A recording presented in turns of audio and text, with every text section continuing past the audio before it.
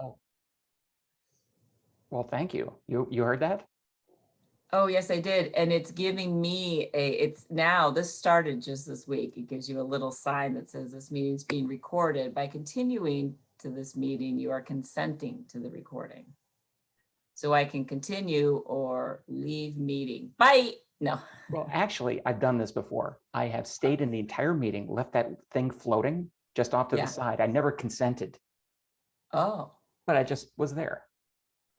But see, it says by you staying on the meeting, you're consenting.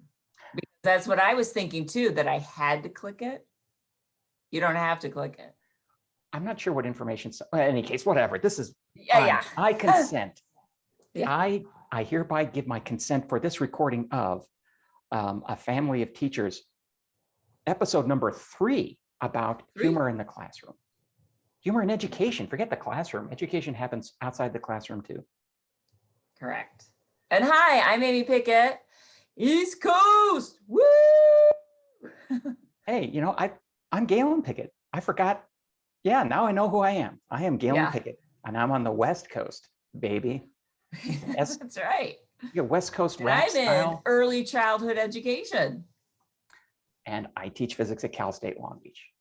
All right, there. And, now, Michelle. But the thing that brings us together is we have a common set of issues. And no one would imagine that that would be the case, that the task of interacting with people while they're learning something, and in your case, becoming people. In my case, becoming adults, or becoming functional adults, or, well, becoming who they're going to be.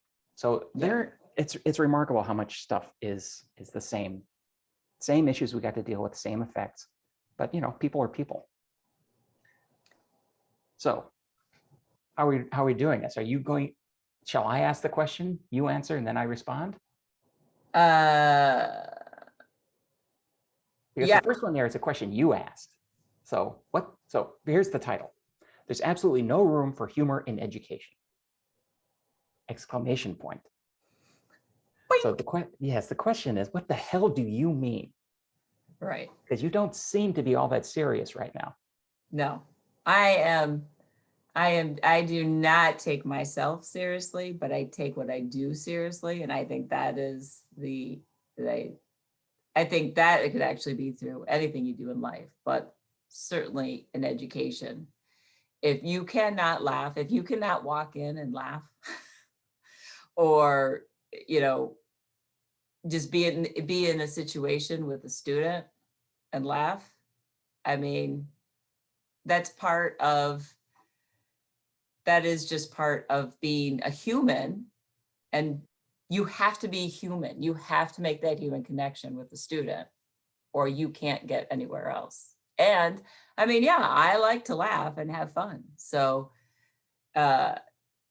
trying to be humorous, to say there's absolutely no room in education for humor, because I have run across people who don't seem to smile or think, find any humor in the situation, Well, so. And people that find humor that is sort of got a mean edge to it. So not like, hey, wasn't that an interesting thing that just happened? I am delightfully surprised by that. And as opposed to, that was idiotic. Right. You said what again? Wrong. I have to write that down in my book of silly things students say. What was your name again? And actually, I believe we both had a teacher who had a wall of like ridiculousness or something, and he'd hammer stuff up on the wall about how idiotic yes, that is not humor. That's humiliation. And the quickest way to disengage any learner is to make them feel small or humiliate them. Right. Because who likes that? I mean, no one likes that. Right. And by the time people get to see me, they've been run through generally public education. So teachers are not out to, belittle kids, but unless kids sort of are on the right page, they do it to each other, like mercilessly. And, Yes. you make some mistake and you're the kid who's made that mistake forever. By the time anyone gets to my classroom, I can see it. It's everyone, they got a 1,000-yard stare. They're not even looking me in the eye. They're in this auditorium, when we can do it in an auditorium, looking Right. straight, maybe down a little bit to the side. No one wants to make eye contact. No one wants to be separated from the herd. To be Right. cut out and, hey, everybody, here's our scapegoat. This is the person we laugh at all semester. Yeah, I was usually that person. And the response to that is Yeah. you Oh, own it. the And then response to that is, oh, you goof it up. you're gonna laugh? I don't have the answers, so okay, I'm gonna make this all about humor and all about not knowing the right answer, because I don't. So if I can make everybody laugh and avoid the right answer, that bad behavior we call in school, students are bad. Well, they're not being bad, they're avoiding It's something defensive. uncomfortable or painful to them. And some kids definitely use humor to move around that. So, I mean, when I think about myself being in school and, I mean, I don't think it was obviously a conscious thing that I was doing, but the teachers that understood what I was doing accepted and played along with my humor to diffuse what had become my initial reaction to being put on the spot or not knowing or not having the information. And as a teacher, I use humor, but I use a lot of humor on myself. Exactly. So I'm making light and fun of myself to kind of just point out there that everybody makes a mistake. Everybody learns. Nobody's perfect. And I'll tell you, it's crushing because 4-year-olds, they really do think you're perfect, like legit.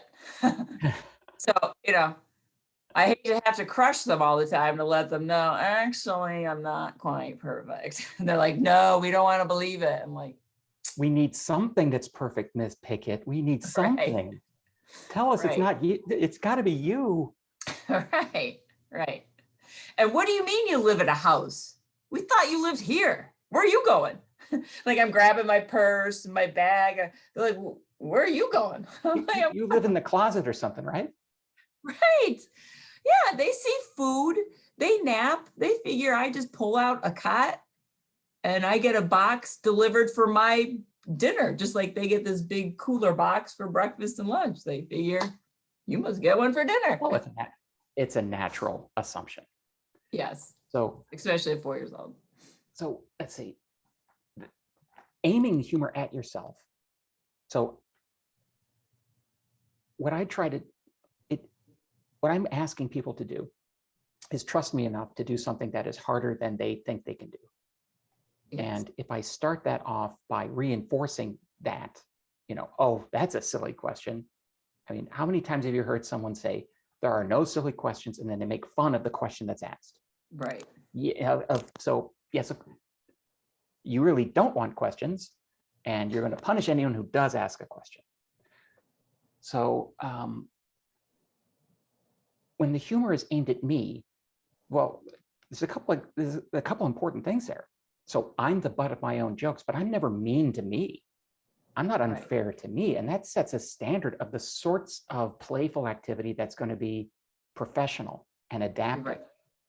So it's not like, oh, Galen, you just stink today. You smell like a pig. Now that's not the kind of joke I would make about myself in a classroom. But this is one that I would. So this background here, I chose on purpose. This is the Scarecrow from The Wizard of Oz. This is the Scarecrow of Oz book. This is one of the L. Frank Baum Wizard of Oz books.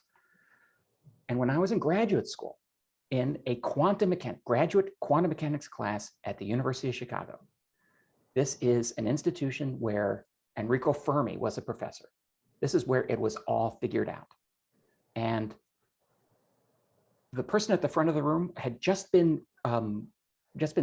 snatched, just been enticed away from Princeton. He and 3 of his buddies, they're fantastic string theorists. They called themselves the Princeton String Quartet. But this guy, his name was Jeff Harvey. His name is Jeff Harvey. He's still a professor at Chicago.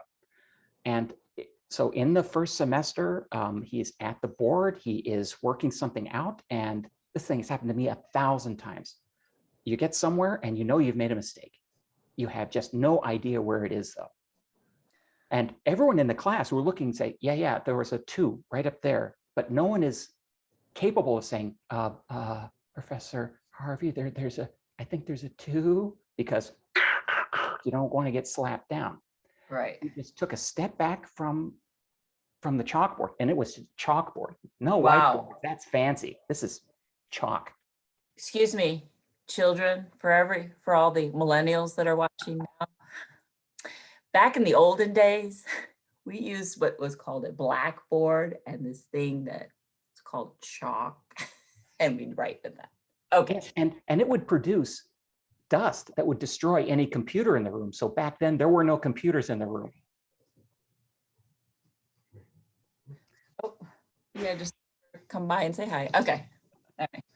So he steps back, he's clearly looking what he's done. He's twiddling the chalk in his fingers, and he starts whistling, "If I Only Had a Brain." Nice. And everyone in the class, well, I mean, that's also sort of a cultural thing. You'd had to grow up in the United States, and about half of the people in the class were international students. Yeah. But I recognize that for what it was, that he was, I know that tune. What is that tune? I mean, I know I don't have a brain, but him, Right. that's what he is. And I think that's a style that he had. I mean, he was clearly very comfortable with what was going on. There was no issue of, oh my God, performance anxiety in front of these graduate students, because he'd already been at Princeton forever and was massively successful. But that's a lesson that I have remembered for a long time. In fact, I am not above embedding mistakes in some work so that I can do exactly that thing. Yeah. Oh, 1,000%. I do that with 4-year-olds all the time. And I'm more explicit, although I love that story because I can really envision that. And honestly, I'm not a super emotional person, but that really that is a beautiful thing, especially for a group of people in a room that I can only imagine the pressure they must feel just going through what they had to go through to have that, moment. But with 4-year-olds, it is definitely more explicit, direct instruction as far as, and then I sort of talk my way through out loud, like, I can't even, there's just so many like little examples throughout the day, I mean, you knock some paint over. Oh dear, I knocked the paint over. Oh bother. How do we clean this up? Like, so we have these little, for breakfast, we usually have these little box cereals, right? The plastic. Oh, I love those. So I teach them, you have to pull it, but then you have to pull it a little bit around because, words can only go so far, but a visual. I'm like, you know what? I'm hungry. I want to have some breakfast with you guys. So I just go like this and go, poof. And, and then the look on some kids of like, oh my God, and it's just like, oops. And then like, oh, right. And now what am I supposed to do again that makes it so it doesn't do that? And then it's, kind of goes along.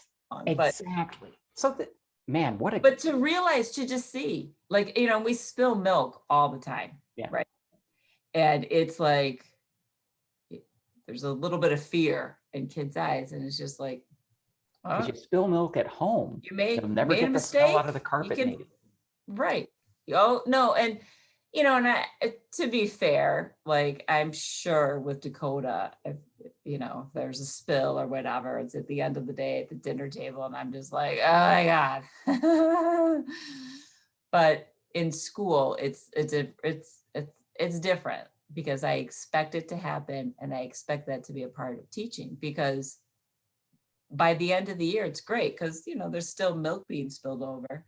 I have this big bowl of paper towels and I show them, you don't take a wad and just put it on the table and go like this and smush it around. You take one at a time and you lay them on and see how the paper towel is absorbing up the milk. Well, you just keep going and keep putting more paper towels on and tapping it until you don't see any more absorption.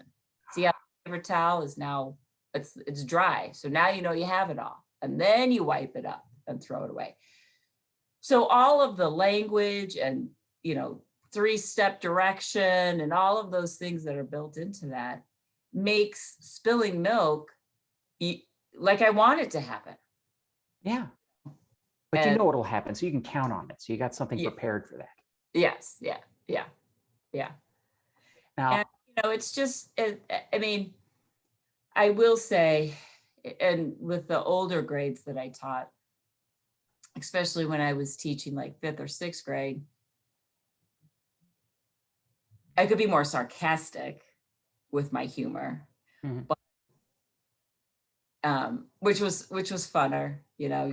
It's more intellectually sophisticated. You can't do that with a 4-year-olds are super literal. Like, you know, one year I say, come on, you guys, I know it might be hard, but let's give it a shot. And they're like, we hate shots. No. No. So it is also fair that the things I would never laugh at someone at in a classroom, I do have a little chuckle in my office afterwards. Oh, 1,000%. I mean, I don't want to hurt anyone's feelings, but some of this is just really funny. Oh my gosh, the stories, and to just retell the story with, you know, the student's position, my position, and then, you know, any other casted characters in what has transpired, you know. I mean, it's some good entertainment. They're funny. I mean, life is funny.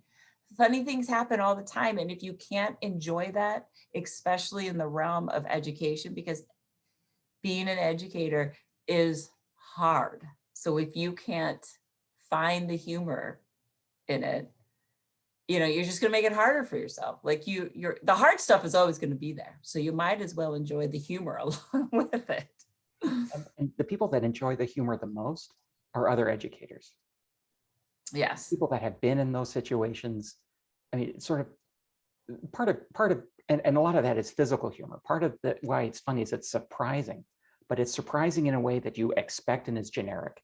It's like watching an episode of The Three Stooges or something. You know someone's going to get smacked with that wrench. You've seen it 1,000 times. Yeah. But it always cracks me up. Yeah. Yeah. Okay. So what the hell do you mean? I think we have a better idea of what the hell, well, do I mean and what the hell do you mean? Yeah. Second question. How do you use humor without losing purpose? Because things can just get zany out of hand. Yeah, so going to like the older grades and just, you know, you kind of have to teach the structure of using humor in a classroom, you know, because there have been many times where I've kind of had to stop to say, hey guys, look, I like having fun too. And we're being silly right now, but we have to be able to kind of pull it back so we can, you know, move forward, because it can get out of hand. And especially, you know, like if you're going down a path where it's just, if you're not really prepared on the teaching part of what you're going to be doing, and then you kind of get it all mumbled into like just being funny and kind of, you know, now it's just sort of spun out, then that wouldn't be a great way to use humor in a classroom. I remember doing my student teaching, and my sponsor teacher was like, okay, how do you think you want to teach these science lessons? I said, well, I really want to dress up in character. I want to be Sid the scientist. And actually now there is a Sid the science on PBS. There's a little kid named Sid, and he's a little scientist. I'm like, by the way, we There's the could, residuals. I mean, yes, I know. I need to go find my sponsor teacher and all those second graders. Be like, don't you remember me? I was Sid, the science dude. So I had the lab coat and I think some glasses, and I had the name tag. And so, you know, it was my time to teach science. You know, she would kind of just looked at me like, okay, go ahead and try that. She was pretty straight-laced. You know, she was very, very organized and everything, but pretty straight-laced. So I get up there and I'm like, hey kids, I'm Sid the scientist. We're going to learn about friction today, or whatever it was, right? And so one of the kids was just like, hey, Sid, you know, just kind of like a heckler. I was like, wow, I'm getting heckled? A second grader? Wow. But I immediately was just like, stepped out of character, right? And sort of like, then the Miss Pickett character came out. I'm like, hey, I want to have fun here, but if we're not going to have fun and take this seriously, then I'm not going to be Sid the scientist, and we're going to just go back to boring old science, which is a horrible thing to say, right? And the kid's like, okay. I go, okay, good. And then I just sort of go, okay, kids, so let's go. And I had like balloons or what, you know, whatever the lesson was. So I think through the years, my students have seen this heckle and jive kind of like, yeah, like that, but I'm serious. But you need to already kind of have an established routines in place, that you have to have a relationship with students. You know, you cannot start out day one with, you know, the Three Stooges routine, because then they're gonna think, okay, well, this is, you know, okay, well, this is the norm. We're just gonna laugh and joke around, as opposed to, here is our classroom environment that is safe, because that's really what you're trying to create when you use humor, is a safe environment for learning, making mistakes, sharing your mistakes, sharing your disappointment, and then doing it again, risking it again, and then sharing your success. And humor embedded in all of that helps a lot with them to kind of pick up and try again. And when there's those trips along the way, mistakes, issues that you got to work on, when it finally works out, it's not humorous like ha ha ha ha, but it is such a relief that there is laughter that happens. Like, oh, was that the answer? Right. Oh my God, that was great. Right. So it's like that cutting the tension, or just the relief of, oh, thank God, oh, that's over. Yes, and that is definitely true with the students that I have that haven't experienced a lot of mistakes yet in their life. So seeing a mistake happen in the classroom, and you know, and those are the ones that sit back and don't really get, you know, don't really laugh. They're kind of concerned for me, like, oh my God, she must be like mortified that she just, you know, tied her shoes together when she was just trying to tie her shoe, or whatever it is, right? And then to help them through when they, you know, make mistakes on something, because it's so crushing to them, but to be able to have that kind of release of like, oh, okay, so you mixed all of your colors and made brown. I go, watch what I do when I paint. I go, look, I got brown. I got a big old poopy on my paper.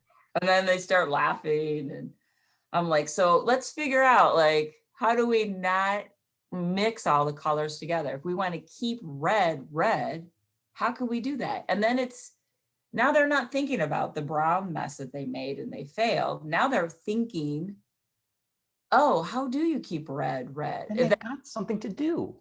Yeah. And that thing to do is fun, that they enjoy. And then the mood just changes immediately at that. Right. And by the way, I do have to say, I let kids mix all of the paint. It's a big thing, and I've seen in a lot of classrooms where it's like, no, no, no, don't mix the paint. I'm like, that's what you're supposed to be doing.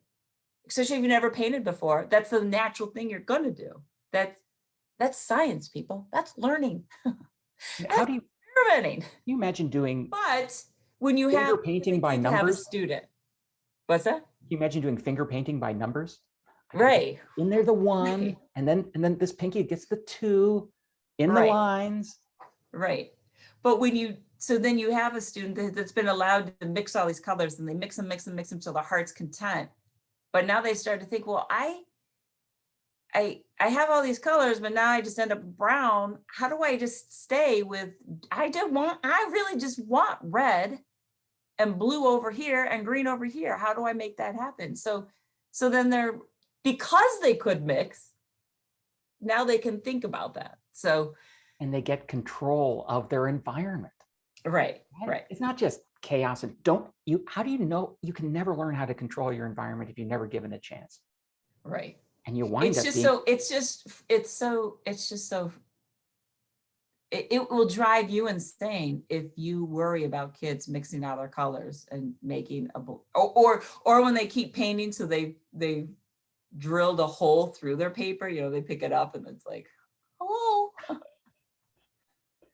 Look, you made a painting of me. Right. Right.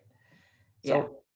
from my own experience as a student, and that is something that is really a big part of what crafts my own approach to teaching adults.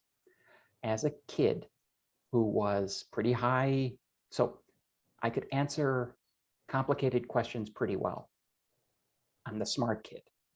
Yeah. Now, if smart depends on you answering questions correctly, then the last thing you want to do is even answer anything. You don't want to be because when you make a mistake, that thing that you have that defines your entire existence, I'm the smart one, it's gone. And then how do you get it back? Poof, I wasn't the smart one after all because I made a mistake. And guess what? If you're the dumb one and you always answer the dumb wrong questions, you're good to go too. I never have to be right. So I never had to think. I never had to push myself to think. Okay, time. Sorry, I had to jump in. Okay, go. Are we doing this now? Okay, now, okay. Now back. So particularly in those first introductory courses, someone just comes right out of high school onto the university campus and doesn't know if they want to be an engineer, doesn't know if they want to be a mathematician, but they know that they want to do something. My using humor against myself in the right context, it does help them feel better, because I went through all of high school without really having to think too hard about any particular questions. I had to think pretty hard in college, but it was only in graduate school when I got that experience of the guy in charge being uncertain about what the next step was. Now, it took a long time for me to internalize that. I always thought back to that, but so the question that we're talking about is, how do you use humor without losing purpose? Well, the first thing is to have a purpose. Yes. And the purpose, and this is less zany than I would do in a classroom. This is deadly serious. The purpose is to use humor to help people have confidence that eventually they're going to get it right, that they can learn this thing, that anyone in this room can learn it as well as I know it. It's a matter of having the opportunity and keeping working on it. And that's it. There's no identity here. It's a set of skills that you earn by just practicing. Right. And I mean, I don't do skateboarding. Did Dakota do board sports at all? No. He played ultimate frisbee. Oh, well, okay, fine. So, frisbee tricks. You can sidearm this way. Yeah. No one does that right the first time. Right. And he probably practiced that 100 times, 1,000 times before he got it right. Every time he tried, and it didn't work, he did not take that as evidence that it was never going to work. Because he's got peers that can do it. I can throw the Frisbee like this doofus. Right. And that is, so it's a little meta, but that's how I intentionally use humor. I try to make it sound as spontaneously as possible and always self-deprecating. Yes, not defecating. oh, Dr. Pickett's all poopy pants. Yeah. Okay, again, a joke that I normally don't use. Right. No, I mean, that is exactly how I use humor. It's to humanize me, our environment around us, and not just to students, but to parents too.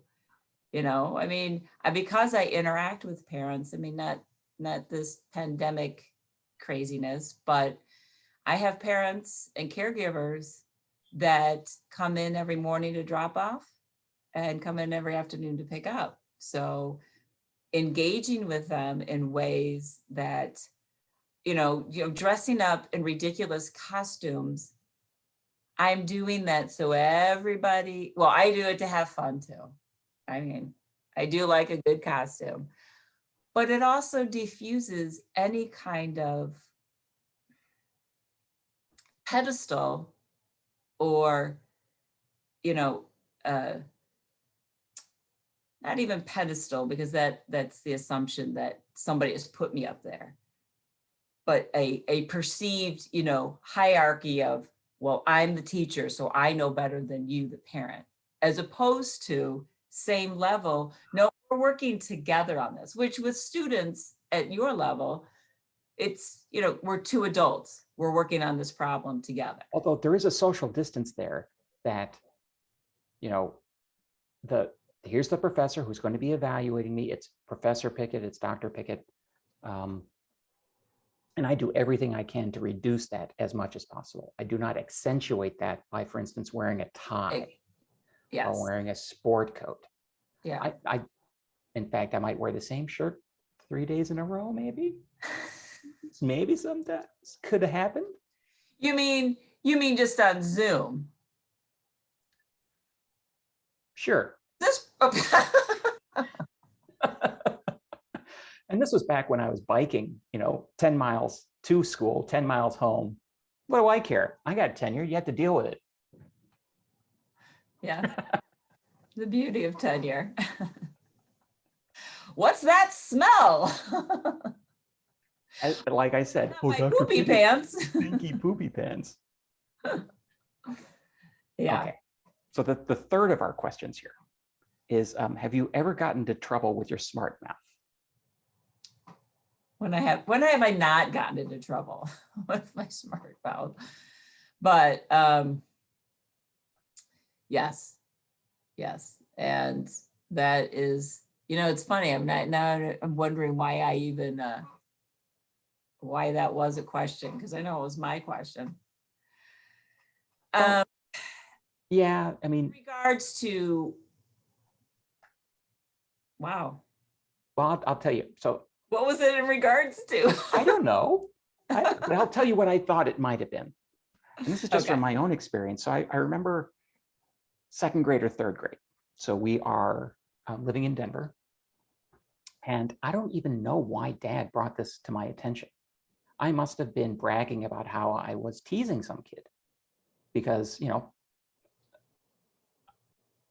later in my career, I am known for sort of my mathematical acumen, but I was a ferocious debater in high school. I lost hundreds of debates because I was just a mean jerk. And this was something that, you know what being teased by me is like. It's not fun. Most of it did go over my head. I was like, huh? But so I'm just chattering blah blah blah blah blah because I don't really like teasing. I don't really like when people belittle each other and put each other down. It's just not a good use of your words. Is that what Dad said to you? Dad said that, and it wasn't exactly at me, but it didn't prevent me from becoming a jerk debater. But it has always stuck in my mind like, maybe getting a mean laugh is not as important as being kind. Now, I wouldn't have stated it that way when I was in second grade, third grade. That's the way I think about it now. Mm-hmm. Yeah. And I will go to mean. I will go to mean and I will go to nasty. When it's clear to me that I'm coming to the defense of someone that doesn't have a defense. Yeah. You know, someone is being belittled. Someone is being put down. That's when it just leaps out like, oh, we want to play for real? Well, then you are at blah, blah, blah. How about that? Well, then let's go. And yes, usually it's such a surprise that it's like getting cold cocked, yeah. And that it just ends it. But it's also something that is damn funny. Yeah. Yes. Well, yes, I have. Sometimes I should just, maybe not that last sentence, but I do know what you mean about it's. I'm going to go out on a limb also and say that I think there was a part of our growing up where we were exposed to mean humor directed towards us, knowing that that wasn't fun and that didn't feel good and it wasn't funny. That isn't funny. So I definitely think that we both have an awareness for that, However, I also think that had made it help kind of build up that chink armor to where if maybe per se I had to use it to defend myself or somebody else who couldn't against that kind of thing, then yeah. But I think that armor is brittle, and when there's a chink in it, and it'll just collapse like dust. So since that time, I've been building that core, the core that's underneath that there's something in there besides the hollow dong, you're such a stupid idiot. Yeah. That there is a purpose there, that there is, so it's not just funny for funny. It is. Yeah. Yeah. And I'm not going to give you an example because it's just too mean. And I am not putting that on a recording. Right. I was like, well, no, I can't say that. No. What about, No. These are stories that I prefer my Take my word for never it. know. I can use them being a little like, oh, you mean there's something else going on here? And I can use it being a little scared of me. Like there's a line there that I don't want to cross. He's a nice guy, but. Yeah. Yeah. No sudden movements. Definitely. Yeah, I've definitely gotten that. I think I've gotten more than one person just ultimately afraid of my resting bitch face when I didn't even know I had one. But then when I found out I had one, that's like, I just put it in idle and just like, yeah, apparently I do. I definitely do use a lot of expression just in general when I communicate with people, but especially you're a performer. We both with are. kids. Yeah, exactly. So those things come out as funny, and I'm like, what is so funny? Like, because I can't see my face and everything I'm doing. But sometimes just something that's, it's mildly funny, but then I put a few faces with it and it's apparently dynamite, like stage work. Yeah. So, and it feels good. It feels good to see people laugh. It feels good to laugh. I mean, and especially again, when it's just, it is dumbfounding to me to see people just be so mean and spiteful and catty in education when it's like, don't we have a hard enough job? Like, isn't this all hard enough? Like, maybe shouldn't we just be kinder? Like that would make our job so much easier. Oh, and so Kinder. there's kinder to students, there's kinder to colleagues, kinder to staff. Now Yeah. you deal with parents. Being able to joke around with the staff and not be just looked past. So professor's walking by and here, do this thing. I'm not even looking at you in the face. You're part of the furniture, as opposed to, hello, making a joke. Yeah. It's even, it's just terrible to be sitting in an office and waiting for people to come by and yell at you and give you tasks and complain about this and that. Yeah. It's hard not to be seen. It's hard to, you know, you're in an environment and you just know you're not being seen. I mean, that's hard. And then you got to go into your own environment and do your hard job. Yeah. It's just, you know, I do appreciate when you can find that and find, you know, other colleagues or, you know, just other people that we have lots of different people that work in school buildings. And, you know, some of the best relationships I have are with, you know, I mean, they aren't with the best teachers. They're with, you know, a secretary or a custodian or somebody that is just a real person that, you know, that see you. Yeah. And then can enjoy a moment and laughing with you and realizing like, this is, we don't have to take all of this so seriously. It's serious work that we do, but you know, you cannot run on that steam of, this is very serious. I'm Miss Pickett, and this is how things are going to run. Like you'll never make it to the end. And you won't enjoy it along the way. I mean, yeah. And how many, I could do that. I mean, that's actually the standard to which I was held for my tenure review, was not, was this class entertaining? And then, you know, did it get across my goals for the class? It was on the board. Was it correctly structured? Were there any mistakes? Was he polite? So none of this, you know, bandying about. Did he deal with the question respectfully? Okay, he did. Maybe that's a negative. We'll take that up. No.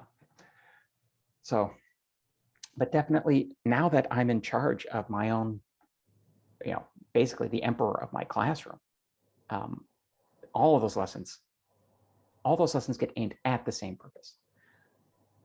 And the people that come through my classrooms, even the ones that think that they want to be physics majors, or well, particularly the ones that have no idea what they want to do, they don't know what they can do.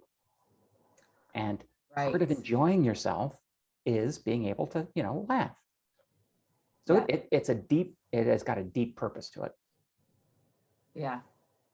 And yes, and yeah, I mean, the age that I teach, so many of them have no idea what they can do because they haven't been exposed, you know, partly because of the environment, but mostly partly because they're only 4. They're only 3 or 4. Right. And, you know, someone comes to my classroom. They've never put salt on ice, see what happens, you know, just all those things. And then it's, you know, when kids are learning, you do hear a lot of laughter, a lot of joy. I mean, that's the actual essence kernel of the joy of learning. Like it's fun. It feels good to learn something and to know, hey, look what I can do. Look what I learned just within yourself. Like and that's what we want students to feel. Not, we have come to that. I learned something. Do I get a pen? Do I get a sticker? What do I get? You get joy. Yeah. Now,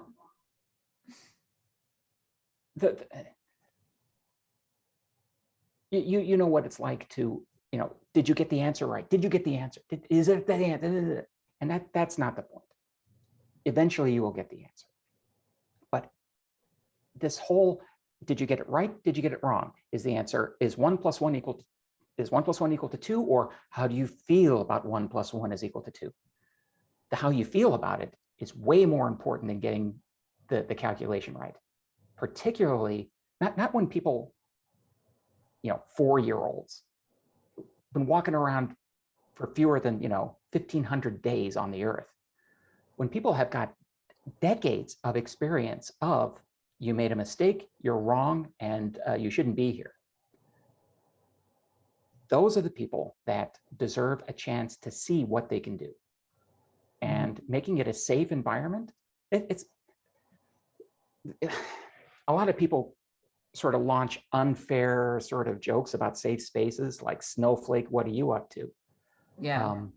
Well, Buttercup, what we're doing is something that's way harder than, some dude with a bow tie on, in an evening talk show. Oh yeah, it's way easy. It would be a way easier job if I just went down the line. Right, wrong, way wrong. How did you even think about it like that? Right. And then the one kid that by accident gets it right, you're the genius. And then that kid starts thinking of themselves in that brittle way, and then sends them down the road to maybe not exploring being an artist or something. Right. I mean, it's just,